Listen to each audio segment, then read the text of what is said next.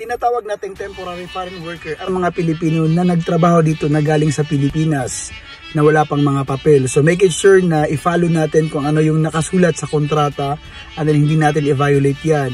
Pero pag yung trabaho na ibibigay sa'yo ay magpapahamak sa'yo, you can say no and justify it sa employer mo kasi protected tayo ng government ng Canada. And then libre yung hospitalization natin dito.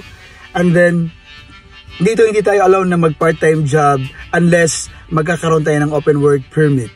And then dito, may pagkakataon tayo na mag-apply para sa permanent residency. So, gamitin natin yung pagiging TFW natin as stepping stone para makamit natin yung pagiging PR dito at makapag-apply tayo ng trabaho ng anumang gusto natin in the near future. So stepping stone yung pagiging TFW.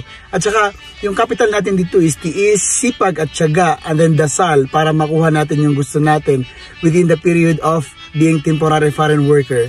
And then lagi tandaan na wag ipadala lahat ng pera natin sa Pilipinas. Idisiplina natin yung mga pamilya natin sa Pilipinas para naman may magamit tayo sa pag-apply dito sa bansang ito. Kasi sa tinatawag nating PR or permanent residency, medyo malaki din yung gagastusin. Depende sa pamilya nyo or depende yung numbers ng family nyo. So make it sure guys na gawin natin stepping stone yung pagiging temporary foreign worker para makamit natin yung gusto natin na magiging isang permanenteng residente dito sa bansang Canada.